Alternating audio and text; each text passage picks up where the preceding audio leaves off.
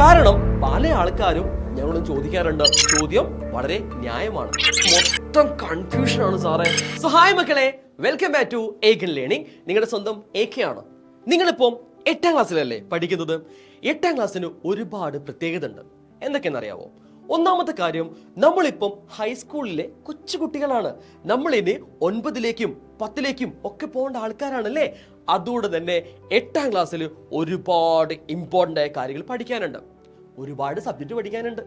അതിലെ നമുക്ക് ഇന്ന് ഡിസ്കസ് ചെയ്യാൻ പോകുന്നത് ബേസിക് സയൻസിനെ കുറിച്ചാണ്. എന്താണ് ബേസിക് സയൻസ്? ഇതിൽ പ്രധാനമായിട്ടും 3 സബ്ജക്റ്റ് ഉണ്ട്. ഏതൊക്കെയാടാ?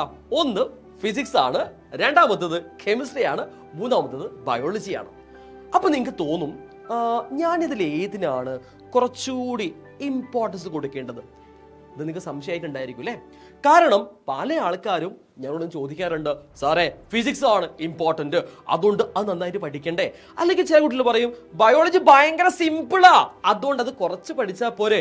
ചില ആൾക്കാർ പറയും കെമിസ്ട്രി മൊത്തം കൺഫ്യൂഷൻ ആണ് സാറേ, ഇതെങ്ങനെ പഠിക്കുക എന്നൊക്കെ ചോദിക്കാറുണ്ട്. അപ്പൊ നിങ്ങൾ മനസ്സിലാക്കേണ്ട കാര്യത്തിലേ ഉള്ളൂ, ബയോളജി പഠിക്കുമ്പോഴേ നമുക്ക് സിമ്പിളായ കുറേ ടേംസ് ഒക്കെ പഠിച്ചെടുക്കാനുണ്ട്. നമ്മൾ നമ്മുടെ ലൈഫിനെ കുറിച്ചും ജീവജാലങ്ങളെ കുറിച്ചൊക്കെ അല്ലേ പഠിക്കുന്നത്. സിമ്പിളാണ്, ശരിയല്ലേ? സോ അത് നന്നായിട്ട് നമുക്ക് പഠിച്ചെടുക്കാൻ സാധിക്കും. അപ്പൊ നിങ്ങൾ തോന്നുന്ന കാര്യമാണ്, ഇത് സിമ്പിൾ ആണല്ലോ, അതുകൊണ്ട് വലിയ രീതിയിൽ കൂടി ഇങ്ങനെ കളിച്ച് മെനക്കെടണം നമുക്ക് തോന്നാറുണ്ട്. ഇല്ലേ? ഉണ്ടാവാൻ ചാൻസ് ഉണ്ട്. ഇനി നമുക്ക് കെമിസ്ട്രിയെ പറ്റി പറയാം. കെമിക്കൽസിനെ കുറിച്ച് പഠിക്കാനുണ്ട് അല്ലേ? മോളിനെ പറ്റി, മോൾ കൺസെപ്റ്റിനെ പറ്റി ഒക്കെ പഠിച്ചെടുക്കുന്ന സമയത്ത് ഒരുപാട് കാര്യങ്ങൾ ഇതിങ്ങനെ ഇറങ്ങി വരും അല്ലേ? വാട്ടറിനെ പറ്റി, അതേപോലെ തന്നെ ഫൈബേഴ്സിനെ പറ്റി ഒക്കെ പഠിക്കുന്നുണ്ട്. അതും കുറച്ച് കൺഫ്യൂസിങ് ആണ്. ഒരുപാട് പേര് പറയുന്ന കാര്യം കെമിസ്ട്രി ഭയങ്കര ടഫാണെന്നാണ്. ക്ലിയർ ആണോ? അപ്പൊ അതിൽ കുറച്ചുകൂടി സമയം കൊടുക്കേണ്ടതില്ലേ? ചോദ്യം വളരെ ന്യായമാണ്. ഇനി ഫിസിക്സ് ഞാൻ കൂടുതൽ പറയേണ്ട കാര്യമൊന്നുമില്ല. നമ്മൾ സൗണ്ടിനെ പറ്റി പഠിക്കുന്നുണ്ട്, ലൈറ്റിനെ പറ്റി പഠിക്കുന്നുണ്ട്, മാഗ്നറ്റിനെ പറ്റി പഠിക്കുന്നുണ്ട്. ഓരോന്നും പ്രധാനപ്പെട്ട കാര്യങ്ങൾ തന്നെയാണ്. ഇനി ഒരു കാര്യം സ്പെഷ്യലായി എനിക്ക് പറയാനുണ്ട്. എന്തെന്നറിയാമോ? 8ാം ക്ലാസ് എന്ന് പറയുന്നത് നമ്മുടെ ബേസ് ആണ്. അതായത് 9ാം ക്ലാസ്സിലും 10ാം ക്ലാസ്സിലും +1ലും +2ലും ഒക്കെ പഠിക്കുന്ന കാര്യങ്ങളുടെ ബേസ്, അടിത്തറയാണ് നമ്മൾ എവിടെ ഇടുന്നത്? 8th.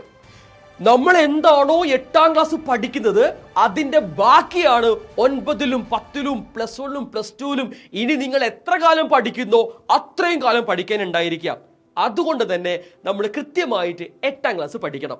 ഇപ്പോഴും നമ്മുടെ ചോദ്യത്തിന്റെ ഉത്തരം വന്നിട്ടില്ല അല്ലേ? എന്താണ് ചോദ്യം?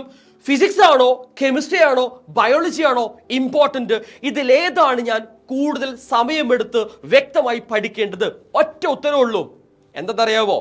3നും ഒരേ ഇമ്പോർട്ടൻസ് ആണ്. അതിന് കാരണം എന്താണ്? അത് ഓൾറെഡി ഞാൻ പറഞ്ഞു കഴിഞ്ഞു. നമ്മൾ 8ൽ പഠിക്കുന്നതിന്റെ ബാക്കിയാണ് 9 പഠിക്കുക. എക്സാമ്പിൾ പറയട്ടെ, ഞാൻ പറയുന്നു ഫിസിക്സിലെ ലൈറ്റ് നമ്മൾ പഠിക്കുന്നില്ലേ, അത് നമ്മൾ 10th ബാക്കി പഠിക്കും, ശേഷം +2ലും പഠിക്കും. ക്ലിയർ ആണോ? അതേപോലെ മാഗ്നറ്റിസം നമ്മൾ 9ലും പഠിക്കും, 10ലും പഠിക്കും, +1ലും പഠിക്കും. ക്ലിയർ ആണോ? അതേപോലെ തന്നെ കെമിക്കൽസുമായി ബന്ധപ്പെട്ട എല്ലാ കാര്യങ്ങളും 9ലും 10ലും എല്ലാത്തിലും ഉണ്ട്. അതുകൊണ്ട് തന്നെ നമ്മുടെ മുമ്പിലുള്ള ഈ 3 സബ്ജക്റ്റുകൾക്കും ഈക്വൽ ഇമ്പോർട്ടൻസ് ആണ്. പക്ഷെ നിങ്ങൾക്ക് പലപ്പോഴും ചില സബ്ജക്റ്റ്, അതായത് ഫിസിക്സ് കുറച്ച് കട്ടിയാവാൻ ചാൻസ് ഉണ്ട്, ചിലപ്പോൾ കെമിസ്ട്രിയും കട്ടിയായിരിക്കുക, ബയോളജി ചിലപ്പോൾ സിമ്പിളൊക്കെ ആയിരിക്കും. അപ്പോൾ നിങ്ങൾ വിചാരിക്കും ഇത് ആ രീതിയിലൊന്ന് ഐഡിയ വെച്ചിട്ട് ക്ലിയർ ചെയ്ത് പഠിച്ചാൽ പോരെന്നൊക്കെ. അപ്പം നിങ്ങൾ മനസ്സിലാക്കാൻ കാര്യത്തിലേ ഉള്ളൂ, നിങ്ങൾക്ക് ടഫായ സബ്ജക്റ്റ്, ഇപ്പോൾ കെമിസ്ട്രിയോ ഫിസിക്സോ ബയോളജിയോ ഏതുമാകട്ടെ, അതിന് കുറച്ചുകൂടി സമയം കൊടുക്കുക. സമയം കൊടുക്കുന്നതും ഇമ്പോർട്ടൻ്റ് പറഞ്ഞതും വ്യത്യാസമുണ്ട്, ശരിയല്ലേ? 3നും ഇമ്പോർട്ടൻ്റ് ആണ്. 3നും ഒരേപോലെ കൃത്യമായി പഠിച്ചാൽ മാത്രമേ നമുക്ക് നല്ല സ്കോർ ചെയ്ത് 8ാം ക്ലാസ്സിൽ നല്ല മാർക്ക് വാങ്ങാൻ പറ്റുള്ളൂ. അതേപോലെ തന്നെ തുടർന്ന് പഠിക്കുമ്പോഴും നമുക്കുള്ള ബേസിക് കൺസെപ്റ്റ് കൃത്യമായി കിട്ടിയുള്ളൂ. അതുകൊണ്ട് 3നും ഈക്വൽ ഇമ്പോർട്ടൻസ് ആണ്. പക്ഷേ നിങ്ങൾക്കുള്ള ടഫ്നെസ് അനുസരിച്ച് എന്ത് ചെയ്യണം? സമയം മാറ്റി കൊടുക്കാം. ചിലപ്പോൾ നിങ്ങൾക്ക് ഫിസിക്സ് കുറച്ച് സമയം എടുത്ത് പഠിക്കേണ്ടതുണ്ടായിരിക്കും, കെമിസ്ട്രി കുറച്ചുകൂടി പഠിക്കേണ്ടതുണ്ടായിരിക്കും, ബയോളജി കുറച്ച് പഠിച്ചാൽ മതിയായിരിക്കും, അങ്ങനെയൊക്കെ ആയിരിക്കും, ശരിയല്ലേ? സോ അതുകൊണ്ട് തന്നെ നിങ്ങൾ എന്ത് ചെയ്യണം? കൃത്യമായിട്ട് ഒരു ക്ലിയർ ഐഡിയ ഉണ്ടാക്കിയെടുക്കുക. എനിക്ക് ഏതാണ് ടഫ്, എനിക്ക് ഏതാണ് സിമ്പിൾ എന്ന് മനസ്സിലാക്കിയെടുക്കുക. ഇത് നമ്മുടെ ബേസിക് സയൻസിന്റെ കാര്യം മാത്രമല്ല കേട്ടോ. ഓൾ സബ്ജക്റ്റിൽ പോകുമ്പോഴും ഈ സെയിം കൺസെപ്റ്റ് നിങ്ങൾ കൊണ്ടുവരിക. കൃത്യം ഒരു ടൈം ടേബിൾ ക്രിയേറ്റ് ചെയ്യുക. അതിന് നിങ്ങളെ ഏകൻ കൃത്യമായിട്ട് സഹായിക്കും.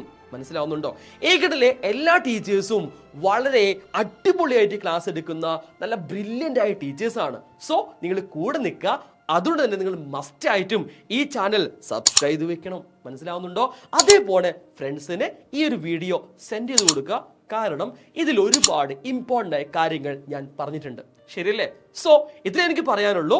ഇനി ഒരുപാട് കാര്യങ്ങൾ നിങ്ങളുമായി സംസാരിക്കാനുണ്ട്. അത് വരും ദിവസങ്ങളാവാം അല്ലേ? സോ ഞാൻ വൈൻഡപ്പ് ചെയ്യട്ടെ.